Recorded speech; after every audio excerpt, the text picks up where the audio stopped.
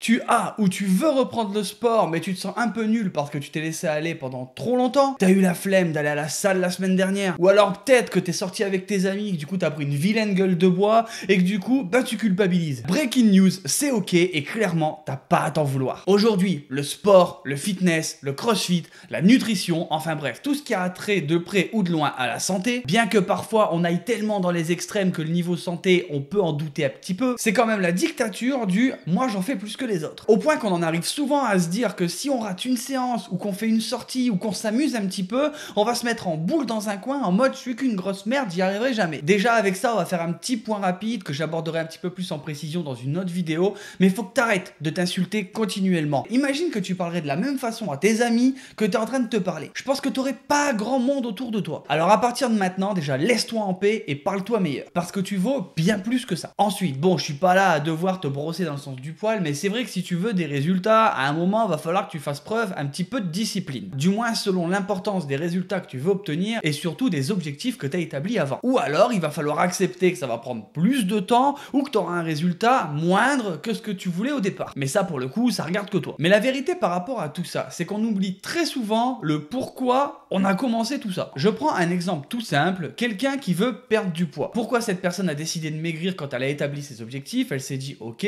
je veux être mieux dans ma peau, je veux pouvoir me déplacer, je veux avoir confiance en moi. Ok, bien joué, tu sais pourquoi tu veux le faire. Encore une fois, c'est un exemple, hein, j'établis un profil. Et la conséquence de avoir confiance en elle, elle se dit, ok, je vais pouvoir avoir une vie sociale et oser faire de nouvelles choses. Encore une fois, t'es sur le bon chemin. Et donc cette personne commence à se mettre à fond dans le sport, ça marche, elle commence à faire une jet de ouf, boum, ça marche, bref, tout est dans le meilleur des mondes. Et puis à un moment, elle commence à culpabiliser dès qu'elle fait un écart et surtout dès qu'on lui propose une sortie, elle va dire non parce qu'elle doit amener ses tupperwares, elle doit amener toutes ces choses, etc.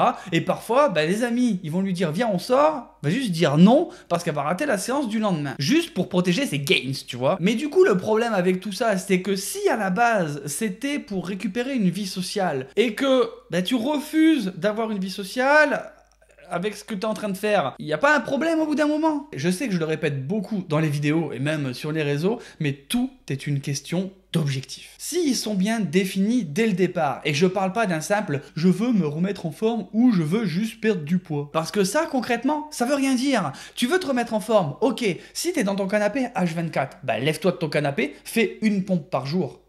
T'es remis en forme. Tu veux perdre du poids? Achète du jus de pruneau, va aux toilettes. C'est bon. T'as perdu du poids, mon gars. Finalement, c'est fait. Au contraire, si dans ta tête c'est clair, tu te dis je veux ressembler à ça, je veux faire ça et que c'est précis, et tu peux aller jusqu'où tu veux, c'est-à-dire que si tu as envie de devenir athlète de haut niveau, c'est ok.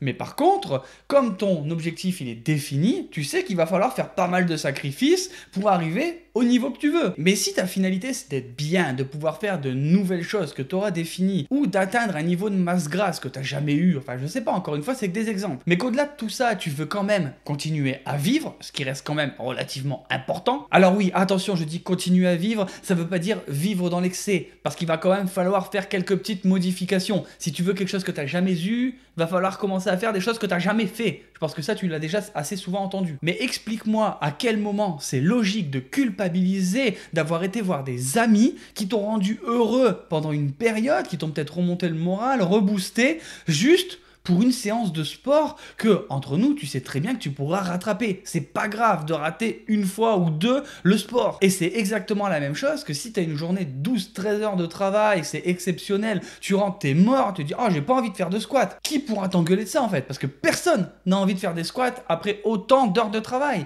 C'est ok, mais ça s'appelle la vie, tout simplement. Tu n'as pas à t'en vouloir de faire passer tes priorités en premier. Si tu es conscient de ce que tu fais, profites-en et ta routine elle ne bougera pas, il ne faut pas que tu la modifies juste pour un écart. Tu vas pas te dire parce que t'as mangé une fois mal que t'es une grosse merde. Tu vas pas te dire à Noël, ah non, je fête pas Noël avec ma famille parce que demain il faut que je mange bien.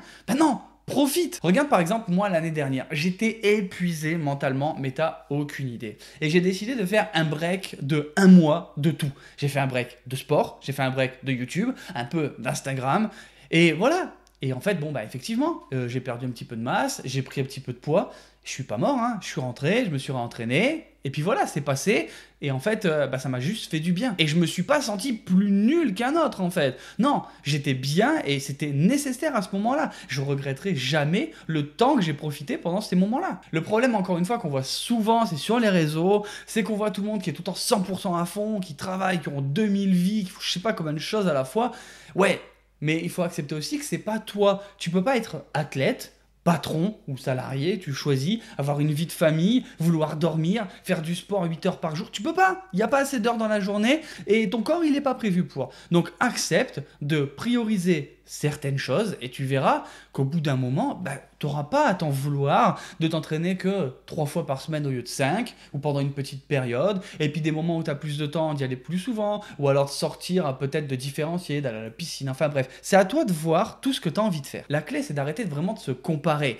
Toi, qu'est-ce qui te rend heureux? Et si tu as bien établi tes objectifs, je le répète, tu le vois encore une fois, tu sauras exactement où tu vas et dans quel ordre tu veux que ça se passe. Donc maintenant, la prochaine fois que tu fais un écart, dis-toi, pourquoi j'ai fait cet écart? Est-ce que j'en suis content? Si la réponse est oui, t'as eu raison. T'es pas une merde, t'es pas nul, non. T'as juste eu un moment de vie. Et donc, aie de la gratitude par rapport à ça. Si t'aimes bien ce genre de vidéo sur le développement personnel, je t'invite à cliquer sur celle-ci où je te disais que vous êtes tous des menteurs et pourquoi. Allez, tiens.